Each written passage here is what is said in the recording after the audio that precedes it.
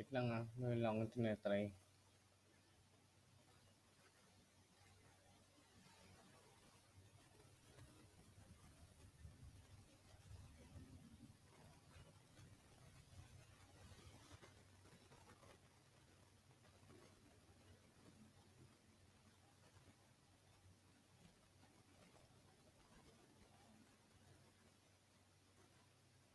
Sa recording, hello.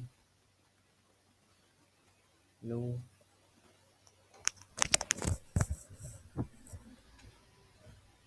Yes, hello. Yan, okay na siguro.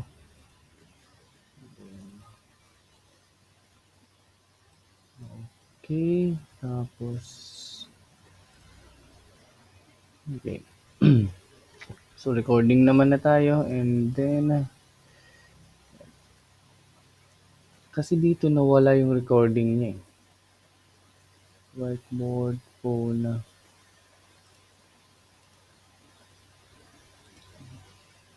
Okay, so anyway, naka-record naman na. Okay, so let's have an attendance first.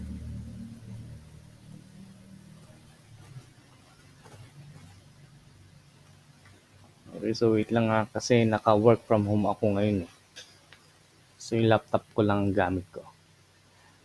Okay, attendance.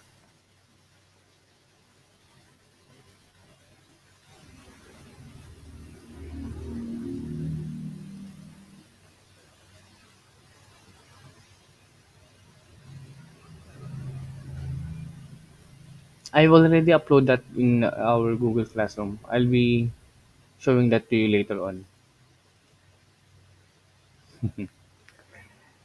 Guys, can you help Mr. Agdubat?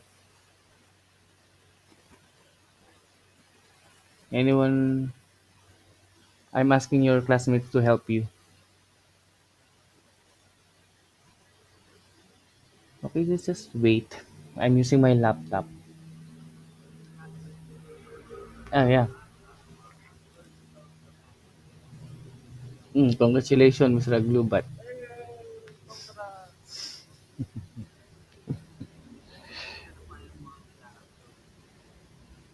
It's October 27. Next month.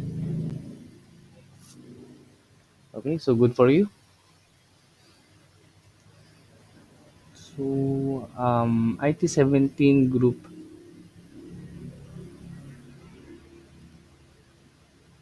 2.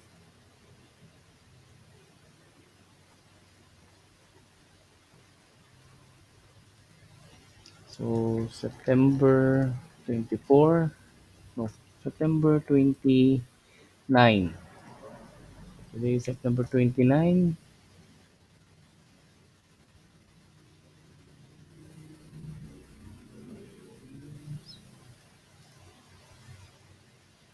Guide. Mr. Aglubat. Present. Aguilar. Flores. Moses. Gallegos Benji. Galvez Adrian. Galvez Jalen. Go Christian. Go Christian. Jim. Absent. Hagoot.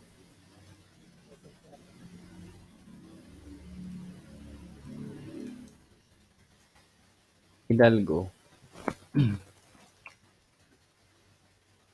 Hidalgo Julius. Hidalgo Romel. Limpayos.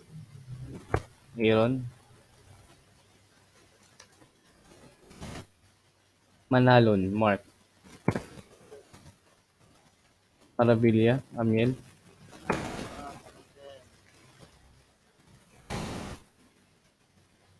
Mercado. Neil. Noveloso. Vince. Noveloso. Around. Absent. Orpilia. Pimentel Vincent, Timorin, Aaron, Kalika, Jasmine, Present, sir. Torres Micaela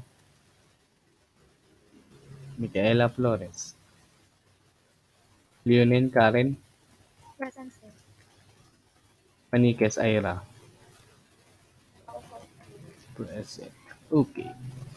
So absent today, Go, Christian, absent, Noveloso, absent, Flores, Micaela, absent. Okay, so let's go now to our Google Classroom.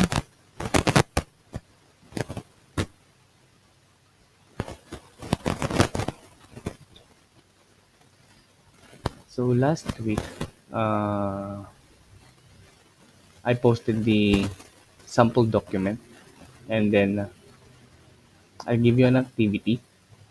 Yeah. So for the activity, members at least three. So I want you to find a group, and at least three members per group. And then you give me a title of your project, and then you have to look for your client. Now follow the format. Note, submit activity individually. Okay, so I want you to submit, even though this is a group project, I want you to send the activity individually, so that if I will check, for example, here, I can see who are those students who didn't submit, because I have to check it individually. Yeah. Okay. So Miss Maniquez, Hagoot, Galvez, Kalika, Manalon, Flores, and Pimentel didn't yet submit their activity last week. Okay. And then I posted also the Google Meet. So for this week, I'll be this will be your activity for this week. You will start already your chapter 1. So week 3, in your week 3, I have uploaded the activity.docx, and then take a look at the chapter 1. So last week, this is your activity. So I want you to put the title of your study, okay, and then the members. Acknowledgement, no need for that. Chapter 1. So for the chapter 1 introduction, we have the following content. We have the project context, we have the statement of objectives, purpose and descriptions, scope and limitations, and technical background. Okay, so like I said, this is in preparation to your capstone project by, I think that is by next sem or next sem. Okay, so anyway, okay, so for the chapter 1, so this is the introduction. So I have here the sample document, still loading,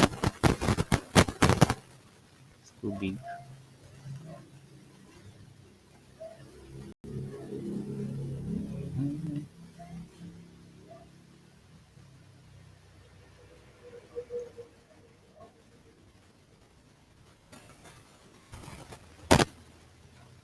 Okay, so anyway, while loading, I'll be discussing to you. So this is the introduction. This chapter presents the background of the study, the project context, and the statement of the problem or objective. In this chapter also presents the scope and limitations and technical background. So this is your introduction. If you want, you can copy this one in your doc, or you can rephrase if you want. For example, here it doesn't have any introduction, so it's okay if you don't have any introduction, or if you want, the this is another format, so you can put this one. And then after that, discuss all about the proposed system. Include your related literature here. Yeah. So you can include also the related literature. So for example here, so this is their project context.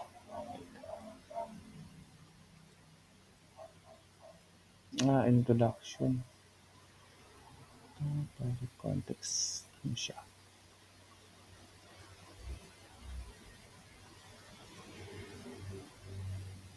Wait. So I'll be giving you this document example.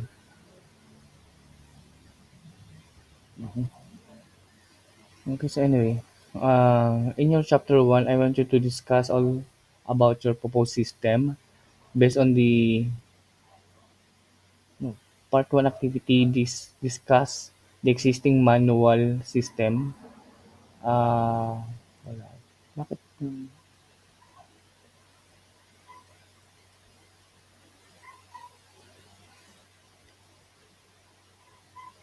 Okay, so anyway, this all of this will be discussed in your project context. So discuss the project context on your study research.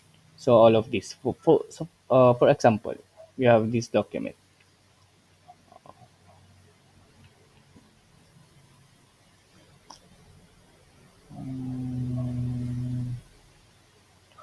Where is the title? So for example, this is their title. I forgot to open the title page. But anyway,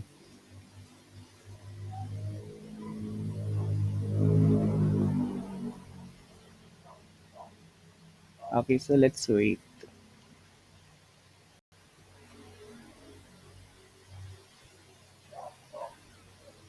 Okay. Yeah. The title of the project is "Toda Away: A Ride Hailing Up for Jeepneys." So it is a, for example, rent a jeep for renting a jeep, parang Grab or something. But this application is for jeepneys who wants to borrow or rent a jeep. So for that, based from the title, jeepney. So there is starting with the jeepney. So jeepney is one of the known means of transportation. So they started with the jeep. So what is the purpose of the jeep? What is a jeep? And so on. So you can start with that, or if you want, you can start with the pro system, and then there. So it's all about the jeep. So for example, if your project or your proposed project is an inventory system, then you have to discuss. Okay, so by the way, this one is their own words. Okay, sa kanila to, silang gumawa. They made it by the words are from from the student, not from the other books or references. Okay? So at the first paragraph, it should be in your own words. Okay? So if you notice, we don't have any related literature here, uh, the author and so on, right? And then as well as next, like many other places, the population of the city or in La Union during the daytime comes from people outside the city. So they are discussing the manual process. So that's why here in our activity, you have to discuss the existing or the manual system. Okay? So this is the discussion of the actual what is happening today. So for the inventory and for example inventory system, then you have to discuss the manual system that they are using the papers to invent to have the inventory. They're using bond papers and printers to print or to have the output and so on. So you have to discuss. So you have to go to your client and discuss. You have to get the data or information on how they what is the process of the inventory system, for example. Okay. So the second paragraph. Then the third paragraph, many of the non-residents come from the town of San Gabriel and Santo Rosario, Bacnotan, and San Juan, which are not along with the highway. So um, this scenario, existing manual system, and then they are discussing now the problem. So here you have to discuss also the problem. So take note that if there is no problem, then there's no need to have a solution. So dapat may problema siya muna siya para mabigyan niyo ng solution, and that solution is your system. Okay? So this is the correct, I mean, the normal or the basic parts of the introduction. The It's all about the proposed system, or if you want, you can discuss the inventory, and then after that, you have to discuss the manual existing system, and then you have to discuss the problems encountered. So here we have the problem. So the problem is not along the San Gabriel, Santo Rosario, Bacnotan, and San Juan, which are not along the highway, are mostly accessible by jeepneys. So hindi raw na-access ng mga jeep yung mga some of the towns. So that's why, so that is their problem. So during peak hours, it becomes increasingly difficult in getting a ride. So this is another problem. So nahihirapan daw silang makakuha ng ride. Not because of lack of jeepneys, but more of the system of having jeepneys fully loaded even before leaving the terminal, leaving no space for passenger. So that is the problem. Okay? So based from the problem, so you have to come up with the solution. So based on the observation from the jeepneys terminals in the city, there are three kinds of pasada for public utility jeepneys.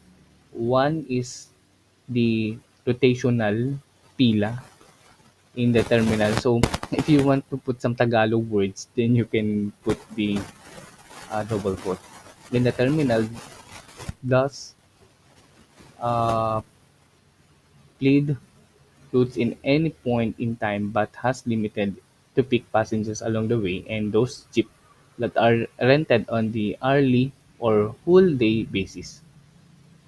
There are also two situations in kinds of pasada. Those that we are in queue, pila, yeah, pila or queue that waited until the jeepney or the PUJ is full and took 15 minutes to 30 minutes before the jeepney departed. And those, parang problem pa rin to. This is the problem also. So 15 to 30 minutes before the jeepney departed, and those that were called chance jeepneys that does not wait for on the terminal. Where's the solution? There are also in instant parang manual process. Yeah, this is the manual process. There are instances where there are still passengers in the jeepney terminal even if it has beyond the last scheduled trip for Santo Rosario, San Gabriel, San Juan, and Bacnotan. So where's the solution? So this is the solution. A solution, the researcher developed a mobile-based system named Toda Away, a ride-hailing app for jeepneys. This application aimed to solve this problem, which is happening daily. This is different from existing application that offers the reservation of booking and seats. Unlike Uber, Grab, and other existing transport network vehicle application that is a point-to-point basis, this application follows a route. It also includes the people that it can get along the way of its route.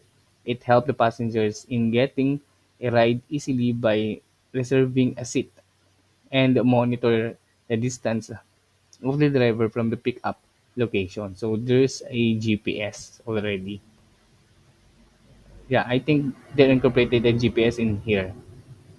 It will also allows, then you have to discuss the features. So here at the last part, normally you will be discussing the solution. So you will be discussing the features of your system. and the advantages. Okay, and the advantages of your system, because in here you have to sell your system. In this part you are selling your system, so it will also allow the driver to know the location of the number of passengers waiting alongside the road and jeepney terminal. So malalaman din daw niya kung ilan yung naghihintay na passenger. And then you can provide a figure. Wait lang. This is for the IPO. Saan yun? Yeah. Figure 1C page 4 presents the research paradigm of the developed project. So it shows the information of the passenger entered from the mobile application was used for the reservation request. The passenger's information includes time, point of origin of the passenger, the destination of the passenger, the number of regular passengers, and so on. So they are discussing what are the important things or information for the system. That is the research paradigm. They are using for the research paradigm, they're using the input, process, and output. Normally, we have two phases for the input, process, output, or IPO. They call it IPO, input, process, output. For the input, if you can see, there are the data that will be feed or inputted in the system. So what are those? We have the passenger information, the time, the point of origin of the passenger, the destination of the passenger, the number of regular passengers, number of discounted, because we have also they have included, um, I mean, there's a discount for the senior and student. So they have to know the number of discounted passengers, student and PW, these, and then this of jeepneys, jeep number and the jeep name, and then the fare matrix. So these are the information that they are needed uh, to enter to their system. Okay? Ito yung mga information niya, and then ito yung ilalagay niya or i-feed niya doon sa system, which is the Away, a ride hailing app for jeepneys. And then the output is the list of reservation information, jeepneys estimated time arrival. Okay? So anything that will be, for example, printed or displayed. Okay? So we have the data. After the data uh, will be processed, and then after the process, then you should come up with an output. Now for the inventory system, mostly reports. Inventory report, daily report, weekly report, monthly report, annual report, and so on. Okay, so for example, list of items, list of products. So those are the outputs. So this is an example of the input, process, and output. Okay, so that is your activity for this week. Okay, so I want you to um, do the chapter one, most especially the project context. So in our here, so I'll be giving material. I'll be giving you this one. Pwede bang i-share? Share. Make a copy.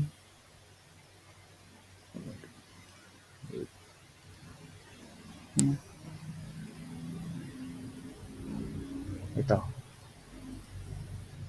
So, copy. And then, let's wait.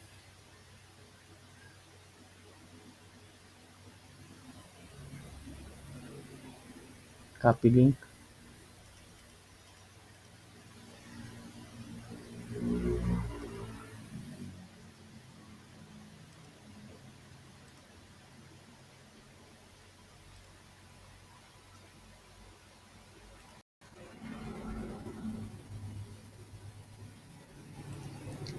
So, chapter 1, project context. Topic for week 4, post.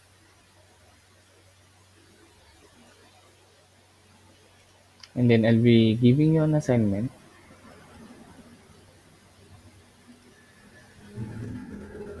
Chapter 1, project context.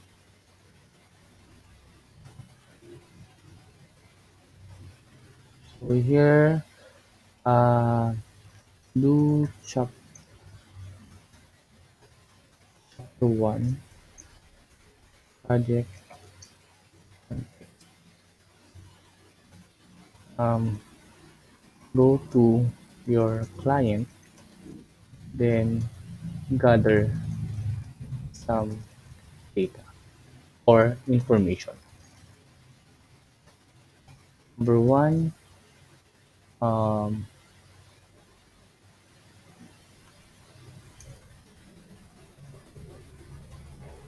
number two, number one is conduct a research about your proposed system. Why? Because that is a part of your project context. So take note for the project context, you have to discuss. Okay, note. Uh, you have to discuss discuss the discuss about your proposed system. And after that, go to your client. Then, because you have to discuss the you have to discuss the the manual process or transaction of the business. So you have to know the manual process or transaction of the business. Then um,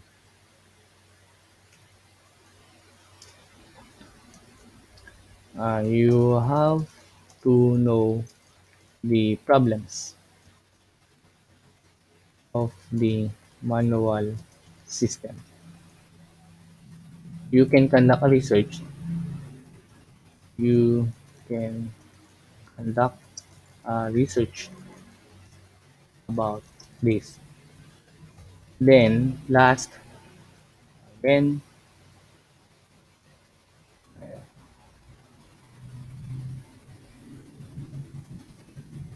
tab ko lang, tab, okay.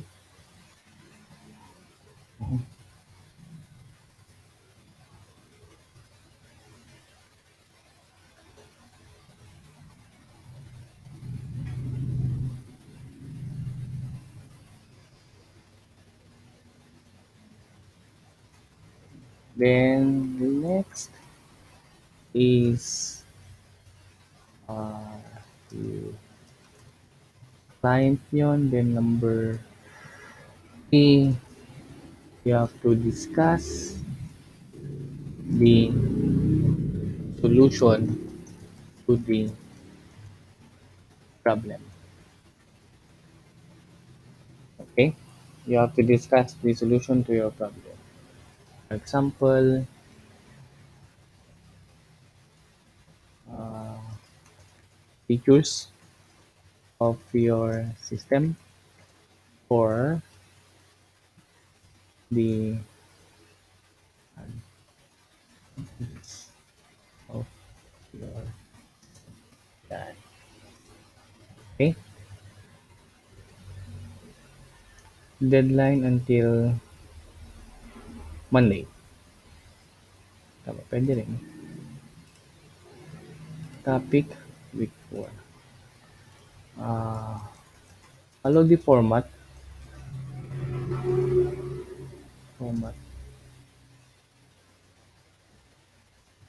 given.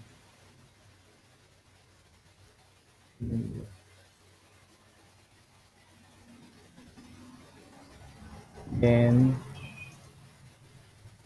upload your files here. Note upload individually. Okay?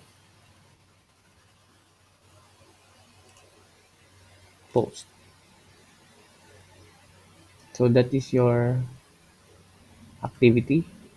And then I have also here the um, sample document. And then I'll be sharing you this one.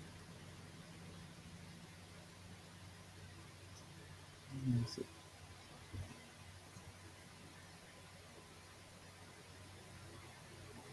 Mm, no,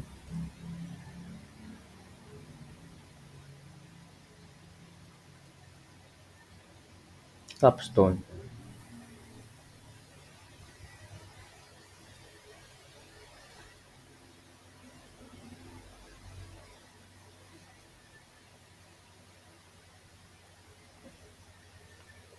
Where did I get this one? Chapter 1 doc.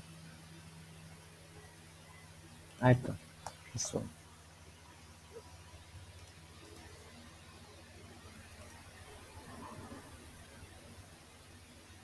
Copy link. Done.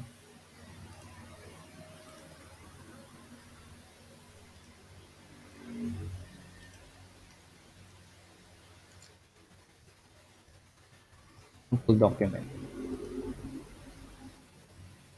Paste link. Topic 4. Post. Okay. So that's all. Do you have any question, class? Class, do you have any question? None. Okay, good. Mr. Aglubat, where's Mr. Aglubat?